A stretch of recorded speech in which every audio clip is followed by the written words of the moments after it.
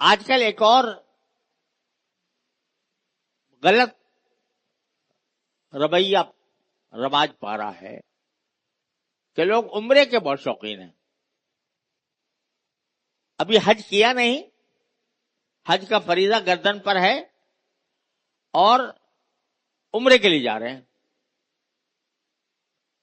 ارے بھائی، عمرہ تو فرض نہیں ہے، واجب نہیں ہے، سنت ہے. زندگی میں ایک مرتبہ عمرہ کر لینا سنت ہے، واجب نہیں، فرض نہیں. زندگی میں ایک مرتبہ عمرہ کر لینا وہ بھی سنت ہے، فرض نہیں ہے، واجب نہیں. اور وہ عمرہ حج کے ساتھ بھی کیا جا سکتا ہے. اب جتنی رقم تھی وہ لگا دی عمرے کے اوپر اور حج کی فکر نہیں ہے. اس کے معنی یہ ہے کہ آپ سنتیں پڑھ رہے ہیں اور فرائض نہیں پڑھ رہے. اگر جمعہ کی 2 رکعتیں فرض ہیں وہ تو پڑھتے نہیں، اور گھر میں جا کے 4-6 رکعتیں نفلیں پڑھ لیتے ہیں.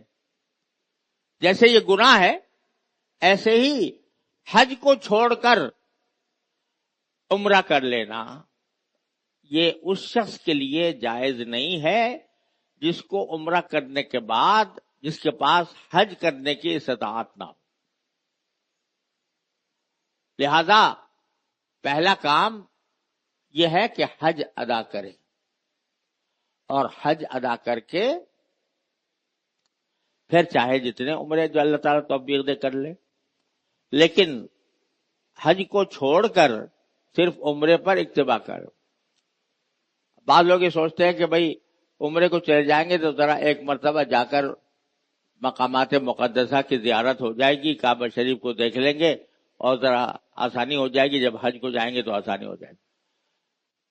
اگر اس بات کا یقین ہو کہ عمرہ کرنے کے بعد میں حج بھی کر سکوں گا پھر تو کوئی حرج نہیں.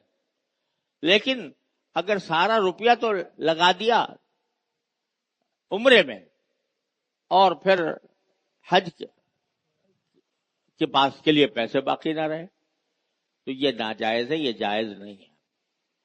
پہلا فریضہ حج کا ہے جو ادا کرنا ضروری ہے. آخری بات میں یہ عرض کرتا ہوں کہ ویسے تو ہر